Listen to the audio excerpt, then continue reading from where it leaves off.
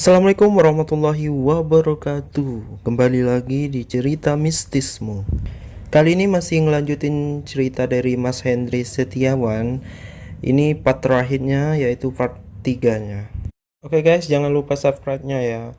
Langsung ke inti cerita.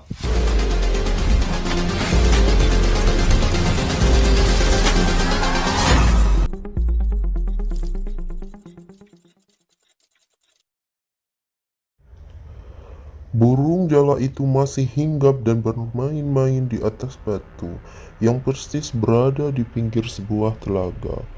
Tak lama berselang, kudengar langkah kaki sedikit berlari di belakangku. Ternyata Kevin berhasil menyusulku sampai tempat ini. "Stop dulu mas, ketinggalan jauh aku," ucapnya sambil mengatur nafasnya yang ngos-ngosan. Sorry Vin, aku nggak tahu, kayaknya nggak sadar udah jalan terlalu cepat."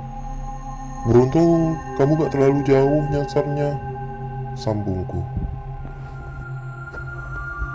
Aku cukup salut dengan mental Kevin.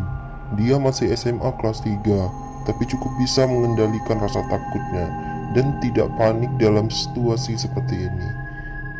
Tidak sia-sia, dia kesuruh menunggui makam tua di salah satu gunung malam-malam saat pengambilan tanda keanggotaan organisasi. Terbukti mental dia terbentuk dengan baik, di samping tempaan dari jam terbang mendaki gunung selama ini tentunya. "Kita di mana ini mas?" ucapnya memecah lamunanku. "Gak tahu Vin, kemarin waktu di BC kan juga gak dikasih. Kalau ada danau juga kan gak dikasih tahu." "Bisa jadi danau ini emang lokasinya jauh dari jalur, makanya kita gak dikasih tahu," sambungku. "Terus kita kemana ini mas?" "Yang penting kita cari tempat aman dulu buat beristirahat. Sambil nunggu kabut hilang, baru kita orientasi lagi buat cari jalan atau bikin tanda SOS. Siapa tahu ada yang lihat dan nolong kita," jawabku. Sambil berpikir untuk menentukan kemana lagi arah kami nanti berjalan, aku masih terus memperhatikan burung jala yang sedari tadi masih bermain-main di pinggir telaga ini. Burung ini terlihat jinak. Sesekali dia mendekat kepadaku, tapi ketika hendak kusentuh, dia kembali pergi. Tapi dia tak pernah pergi jauh, masih di sekitaran tempat ini. Isal-isal, kukeluarkan sebungkus mie instan. Kubuka bungkusnya, lalu kerumukan isinya. Kuberikan pada burung itu, dan dia pun memakannya. Kurasa sudah cukup kami beristirahat. Kami pun berniat melanjutkan perjalanan untuk mencari lokasi yang lebih aman. Setidaknya aman dari sapuan badai maupun sambaran petir jika terpaksa kami harus kembali bermalam. Ketika kami berdiri, burung jalak tadi tiba-tiba datang mendekatiku. Dia hinggap di sebuah batu yang berada tepat di depanku. Matanya terus memandangiku, seolah sedang mengajak berkomunikasi. Tak lama burung itu terbang menjauh, lalu kembali, menjauh lagi dan kembali lagi, seolah menyuruhku berjalan ke arah dia terbang tadi. Kami pun memutuskan mengikuti burung jalak itu, entah kemana dia membawa kami. Karena kurasa semuanya akan sama saja, semoga saja kami menemukan tempat yang cocok dan aman untuk istirahat ataupun bermalam. Waktu saat itu menunjukkan pukul 14.00. Sudah 6 jam lamanya kami tersesat. Beruntung, seluruh perlengkapan kami masih utuh. Persediaan perbekalan juga kami perkirakan masih cukup untuk 3 hari. Semoga tidak terjadi hal yang lebih buruk, bahkan mencelakakan kami. Sekitar 30 menit berjalan, kami tiba di suatu tempat di mana tempat hutan di salah satu sisinya. Sepertinya ini salah satu dari ujung sabana ini. Tetapi tempat ini berbeda dengan dinding tempat kutemui sebelumnya. Oh iya, sepanjang perjalanan tadi kami tetap memasang tanda seperti sebelumnya. Aku mendekati salah satu sisi yang terdapat banyak pepohonan. Burung jalak yang tadi kuikuti sudah tak terlihat lagi, entah pergi kemana. Aku rasa tempat ini memang cocok untuk mendirikan tenda. Banyak pepohonan yang lumayan tinggi, yang bisa berfungsi menahan angin maupun petir. Karena petir akan menyambar benda yang lebih tinggi. Tapi baru kuamati sebentar, tiba-tiba perasaanku berubah tidak enak. Bulu kuduku tiba-tiba meremang. Di salah satu sisi tempat ini, kulihat ada semacam lubang besar gelap yang sedikit tertutup di daunan dari pohon di sekitarnya. Aku tak dapat memastikannya karena pandanganku masih terhalang kabut. Aku berniat mendekat untuk memastikan, tapi belum sempat kakiku bergerak. Tiba-tiba, burung jalak yang tadi kuikuti kembali datang. Aku tak begitu memperdulikannya. Aku coba melangkah mendekat, tapi burung jalak itu lagi-lagi datang dan hinggap di tanah tempat depanku seolah menghalangiku. Aku coba mengusirnya. Burung itu terbang menjauh lalu berhenti dan menatapku. Tak lama, burung itu kembali lagi dan hinggap di depanku seperti sebelumnya. Aku kembali hendak mengusir burung itu. Namun, tiba-tiba berhembus angin dingin menerpa wajahku dan seketika darahku berdesis. Aku seperti merasakan sebuah kengerian atau tepatnya teror.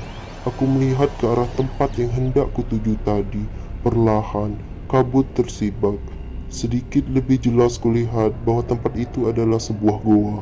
Terdapat banyak sekali sesajen diletakkan di depan pintu goa tersebut. Sedikit kelegaan, artinya ada manusia yang pernah ke sini. Tapi, kelegaan itu seketika sirna ketika kulihat seperti ada sorot mata yang menatap tajam ke arahku dari dalam goa. Aku terpaku seperti tersihir. Kontrol atas panca indraku seolah sirna. Aku sama sekali tak mampu menggerakkan tubuhku hingga tiba-tiba aku merasakan tulang-tulangku lemas, tak berdaya. Aku terduduk, pandangan mataku berkunang-kunang. Ketika kegelapan hampir menguasai kesadaranku, tiba-tiba aku seperti merasakan sentakan yang mirip tersengat arus listrik, diikuti hembusan angin dingin cukup kencang menerpaku. Aku seketika tersadar. Ketika pandangan mataku sudah kembali jelas sepenuhnya, aku melihat kepulan asap di depan pintu goa itu. Asap itu bergerak-gerak sekitar sesajen yang berada di situ.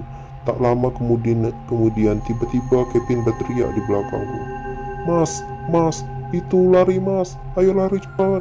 Ucap Kevin panik sembari menarikku menjauh, lebih tepatnya berlari. Kami pun berlari tak tentu arah. Kevin berada di depanku. Dia terus berlari tanpa tujuan yang pasti. Aku terus berusaha mengikutinya supaya kami tak terpisah. Dia berlari sangat kencang hingga aku sendiri pun kesulitan menyusulnya. Hingga dengan susah payah, akhirnya aku kini sudah berada tepat di belakangnya. Dengan satu gerakan menjengkal salah satu kakinya, akhirnya aku berhasil menghentikan Kevin dengan cara merobohkannya. Kevin, tenang dulu, stop, ucapku menenangkan dia. Kevin terlihat terengah-engah, bulir keringat terlihat di keningnya, keadaan pun tak jauh berbeda. Mas, tadi mas, ngeri, ucapnya terbata-bata. Tenang dulu, tenang, minum dulu baru bicara, ucapku. Aku lihat tadi banyak banget mas, mereka gak suka sama kita, mereka mau nyerang, makanya aku lari, ucapnya setelah meneguk air dari botol. Pin, kamu lihat apa? Sambungku. Ada makhluk gede banget, mirip yang aku lihat waktu tadi kamu ninggalin aku nyari jalur mas. Dia bawa senjata semacam pentungan atau gada gitu. Gak ngerti deh mas, terus di belakangnya banyak banget makhluk yang kecil-kecil semuanya yang bawa parang. Mereka melihat kita dengan tatapan yang gak suka, lalu yang gede layak mau jalan ke arah kita. Hanya saya ngajak lari, kata Kevin yang masih diliputi kengerian. Aku yang tak bisa melihat bentuk penampakan mereka, hanya bisa manggut-manggut, mencoba mencerna penuturan Kevin. Memang tadi kurasakan banyak sekali kehadiran makhluk gaib di sekitar goa. Tapi aku tidak yakin apakah mereka berniat baik atau buruk. Aku hanya ingin memastikan tempat tadi hingga aku merasa seperti hampir kehilangan kesadaran. Lalu tiba-tiba kembali sadar dan Kevin menarikku untuk berlari. Aku kembali berdoa dan berzikir, memohon ampun serta memohon perlindungan dari segala bahaya. Tak lama berselang, burung jalak yang tadi kuikuti kembali datang dan hinggap di tanah tepat di depanku. Burung itu seolah ingin berkomunikasi denganku. Aku hanya tertegun memandanginya, sebab aku memang tak mengerti bahasa burung. Usai berkicau, burung itu lalu terbang menjauh dan berhenti lalu menatapku. Aku kembali merasakan seolah burung itu menyuruhku mengikutinya. Kali ini, kuyakinkan diriku untuk terus mengikuti burung itu saja. Semoga dia yang nanti menunjukkan kepada kami jalan keluar dari sini. Kami kembali berjalan menyusuri sabana ini mengikuti burung jalak. Sesekali burung itu berhenti dan berkicau sambil tengok-tengok ke segala arah. Lalu terbang lagi dan kami pun melanjuti mengikutinya. Beberapa kali kami berhenti ketika burung itu kembali berkicau. Tapi jujur, kurasakan saat ini kami tidak merasakan adanya gangguan secara gaib. Kami terus berjalan. Kulihat jam kini waktu sudah menunjukkan pukul 15.30. Hari sudah menjelang sore. Semoga sebelum gelap kami sudah menemukan jalan keluar, atau setidaknya lokasi yang aman untuk bermalam. Tak lama kemudian kami sampai di lokasi yang banyak terdapat pepohonan yang tinggi. Banyak juga batu-batu berukuran lumayan besar tersebar di segala tempat. Saat aku mengamati lokasi sekitar kami, tanpa aku sadari, ternyata burung jalak yang tadi kuikuti sudah tidak ada. Entah pergi kemana dia. Kami berusaha mencari keberadaan burung itu, karena kurasakan burung itu memang seperti sedang menuntun kami. Kevin pun setuju dengan pendapatku. Lama kami mencari kesana kemari, tetapi tidak kami temukan. Hingga tiba-tiba, ada suara yang memanggil kami dari kejauhan. Mas, mas, hoi, teriak seorang entah dari mana. Kami celingukkan mencari sumber suara tadi, hingga tiba-tiba kami dikagetkan dengan kehadiran seorang yang berdiri di sebuah batu tepat di belakang kami. Entah sejak kapan dia di situ. Aku mengamati orang tersebut. Dia memakai pakaian biasa, celana panjang berwarna coklat tua, sepatu, jaket parasut, berserta hoodie yang menutup kepalanya. Dia juga menggendong sebuah ransel besar. Aku yakin dia pendaki juga. Syukur alhamdulillah, aku bertemu dengan orang lain di sini. Sampean nyasar mas, ucap orang itu. Ketika aku hendak menjawabnya, tiba-tiba mulutku tercekap saat melihat bagian wajahnya yang sangat pucat. Benar sekali, kulit orang atau pendaki ini sangatlah pucat, seperti tidak ada darah yang mengalir. Aku jadi berpikir bahwa dia bukanlah manusia. Lagi pula, jika dia memang manusia, apa yang dia lakukan sendirian di sini? Tenang saja mas, saya ini manusia juga seperti sampean. Nggak perlu takut, saya juga nyasar di sini. Ucapnya seperti mengetahui isi pikiranku. Iya mas, jenengan sendirian saja, ucapku padanya sedikit ragu. Saya rombongan bersama teman-teman saya, tapi saya nyasar sendirian di sini. Teman-teman saya sudah pergi meninggalkan saya, ucapnya. Wah, kasihan juga orang ini. Tersesat sendirian, tetapi teman-temannya malah pergi meninggalkannya. Tapi, tunggu dulu. Bagaimana dia tahu kalau teman-temannya meninggalkannya? Sedangkan dia tersesat sendirian di sini. Bisa jadi teman-temannya sedang mencarinya saat ini. Iya, saya tahu kalau teman-teman saya meninggalkan saya, mas. Karena saya sudah menemukan jalannya, dan mereka sudah tidak ada lagi di sana. Tapi saya memang kembali lagi ke sini untuk mengambil tas saya yang sengaja saya tinggalkan di sini waktu nyari jalan, ucapnya lagi. Lagi-lagi aku tertegun. Dia benar-benar seperti bisa membaca pikiranku. Aku jadi ragu dengan orang ini. Apakah aku akan mengikutinya atau tidak? Sudah nggak perlu dipikirin, mas. Ayo ikut saja. Nanti saya tunjukin jalannya menuju ke jalan pendakian. Tidak perlu takut, saya akan menjaga kalian, ucapnya. Sepertinya memang tidak ada pilihan lain. Lagi pula, sejak pagi tadi aku sudah sangat sering menemui hal janggal dan tidak masuk akal. Badan dan pikiranku sudah terlalu lemah. Lebih baik aku ikut saja dulu alurnya. Siapa tahu memang inilah jalan. Jika memang nantinya ditakdirkan aku tidak selamat, setidaknya aku mati dalam upaya menyelamatkan diri dan temanku, bukan dalam kepasrahan semata. Kami kembali berjalan menyusuri area padang rumput yang juga banyak ditumbuhi cantigi dan beberapa pohon edelweiss. Orang itu berjalan pelan namun pasti, Seperti tidak ada keraguan terhadap arah yang dipilihnya. Sepanjang perjalanan, dia sama sekali tak menoleh kepada kami, apalagi mengajak kami bicara. Dia terus saja berjalan dan kami tetap mengikutinya, hingga tiba-tiba dia berhenti. Aku dan Kevin pun ikut berhenti di belakangnya. Dia hanya berdiri saja memandang ke depan, entah apa yang dilakukannya. Samar ku dengar dia berbicara, tapi aku tak bisa mendengar dengan jelas. Suara yang keluar dari mulutnya seperti bergumam. Cukup lama dia berhenti dan kami tetap menunggunya, hingga suatu ketika dia kembali bergerak, terus bergerak melewati batu demi batu. Ya, benar sekali, jalur yang kami lalui kini jalur berbatu dan menanjak, hingga sampailah kami di sebuah dinding tebing yang tidak terlalu tinggi, mungkin tingginya sekitar 5 meter. Kita sudah sampai di ujung perjalanan.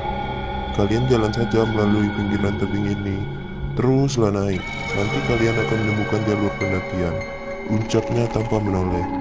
Kita barengan aja mas, jawabku. Tidak, kalian jalan saja lebih dulu. Ada yang masih harus dilakukan di sini, ucapnya. Tanpa membantah, kami pun menuruti perintahnya. Aku melewati orang itu, dan persis ketika aku di sampingnya, aku mencium aroma wangi Kamboja. Aku sempatkan menoleh padanya. Dia tersenyum padaku, meski tetap dengan wajah pucatnya. Setelah aku melewatinya, oh iya, maaf, saat ini Kevin sudah kesuruh mendahuluiku, jadi dia sedang berada di depanku. Setelah aku melewatinya, lirih seperti kudengar dia kembali berbicara. Aku memang harus tetap di sini. Sangat pelan, namun aku tetap bisa mendengarnya. Seketika aku tersentak. Aku baru teringat bahwa aku belum menanyakan siapa namanya, dan aku semakin dibuat kaget ketika aku menoleh hendak bertanya kepadanya. Orang itu sudah tidak ada lagi di belakangku, lenyap begitu saja meninggalkan aroma wangi Kamboja yang cukup menyengat. Bulu kuduku kini meremang hebat, bahkan seluruh bulu di badanku merinding. Aku segera bergegas menyusul Kevin, karena aku baru menyadari bahwa pendaki itu bukanlah manusia. Ketika aku berhasil menyusul Kevin, aku segera mengajaknya bergegas, dan benar saja, sesuai arahan pendaki misterius tadi, kini kami sampai juga di jalur pendakian. Aku yakin bahwa ini jalur pendakian, karena aku menemukan beberapa sampah sisa pendakian lainnya. Dan aku semakin yakin, karena aku bertemu dengan rombongan pendaki lain tak lama berselang. Ketika aku tanyakan pada mereka, memang benar inilah jalurnya. Aku ikuti saja rombongan itu. Tak berapa lama, kami sampai di Sendang Derajat. Di dekat sendang itu terdapat warung. Akhirnya malam kami menginap di warung tersebut. Menurut penuturan pemilik warung, setelah aku menceritakan pengalaman tersesatku, benar, yang menunjukkan jalan padaku adalah salah satu pendaki atau mungkin hantu pendaki yang dulu pernah meninggal di sekitar situ. Kadang dia memang menunjukkan jalan bagi pendaki-pendaki yang tersesat, tapi mengenai makhluk besar dan anak buahnya yang hampir menyerang kami, beliau tidak begitu yakin. Tapi beliau membenarkan bahwa di suatu sisi Gunung Lawu memang terdapat gua yang sering digunakan orang untuk menyepi dengan tujuan tertentu. Setelah hari berganti, cuaca kini telah membaik. Sudah tidak ada lagi kabut tebal yang menyelimuti gunung ini. Pagi ini kami melanjutkan pendakian menuju ke puncak Hargodumilah. Perjalanan kami lancar tanpa halangan berarti. Ketika aku berada di puncak, aku melihat di sekelilingku. Di salah satu sisi kawah, memang terlihat adanya telaga. Mungkin telaga itulah salah satu tempatku kemarin, tempat tersesat. Tapi ketika terus ku amati, aku tak melihat adanya mulut gua. Mungkin memang tidak terlihat dari sini. Tak lama berselang, kabut kembali datang. Sebelum kembali terjadi hal buruk, kami harus segera turun dan menuju ke warung Sendang Derajat tadi. Tapi sebelumnya kami sempatkan berfoto di puncak. Terlihat jelas di belakangku kabut cukup tebal dan angin pun kencang. Uniknya, saat kami tersesat kemarin, kami sebetulnya sempat mengambil beberapa foto, tapi tak satu pun yang jadi, hanya gambar polos saja. Waktu itu kami membawa kamera analog isi roll film. Sayangnya foto-foto lainnya hilang entah kemana, termasuk negatifnya. Sesampainya di warung, kami kembali beristirahat. Kami tak mau terburu-buru turun, mengingat kejadian kemarin masih membekas di dalam pikiran kami. Kami takut kembali terjadi sesuatu, jadi lebih baik kami menunggu pendaki lain yang hendak turun dan bergabung. Keputusan yang bijaksana, benar saja. Tak lama kemudian ada rombongan pendaki yang singgah di warung ini. Mereka hendak turun ke base camp. Kami mengutarakan maksud kami dan mereka tidak keberatan kami bergabung dengan mereka. Setelah dirasa cukup beristirahat, kami pun melanjutkan perjalanan untuk turun ke base camp. Sepanjang perjalanan turun cukup lancar. Menjelang maghrib kami semua setelah sampai di base camp. Malam ini kami kembali menginap di sini. Tapi kali ini kami tidak mendirikan tenda. Kami menumpang tidur di dalam ruangan base camp. Kami sempatkan cerita kejadian kami tersesat kemarin kepada beberapa petugas base camp. Mereka hanya tertawa menanggapi cerita kami, padahal kami sudah sempat khawatir kalau kami tidak selamat. Satu kalimat yang masih kuingat sampai sekarang dari salah satu petugas adalah, "Itu hanyalah salam perkenalan untuk kalian. Dan dalam situasi seperti itu, kok kalian bertemu burung nyala? Bisa dipastikan kalian akan selamat. Dan satu lagi, saya jamin kalian, terutama kamu menuju kepadaku, bakal kembali lagi ke sini dan akan terus merasa nyaman di sini, di Lawu." Kira-kira seperti itu. Dan memang benar adanya. Sejak saat itu, aku merasa seperti terus merasa rindu dengan Lawu. Hingga saat ini, terhitung sudah 9 kali aku mendaki Gunung Lawu. Aku merasa seperti mempunyai suatu ikatan dan kedekatan khusus dengan Gunung Lawu. Entah apa itu. Bahkan ketika aku telah menikah dan memiliki anak, aku menyematkan nama Gunung Lawu untuk anak sulungku yang kebetulan laki-laki, yaitu Mahendra. Mahendra adalah nama lain Gunung Lawu dalam bahasa Sanskerta atau Jawa kuno. Demikian cerita pendakian perdanaku di Gunung Lawu yang tak pernah bisa kulupakan hingga saat ini. Semoga ada hal baik yang bisa diambil manfaatnya. Jika ada hal yang tidak baik, tolong jangan diikuti. Tetaplah menjaga sopan santun dimanapun kita berada. Hormati setiap kebiasaan, adat, bahkan penghuni lain di setiap tempat atau gunung yang kita datangi. Karena pada dasarnya kita adalah tamu. Sekian cerita dari saya. Terima kasih.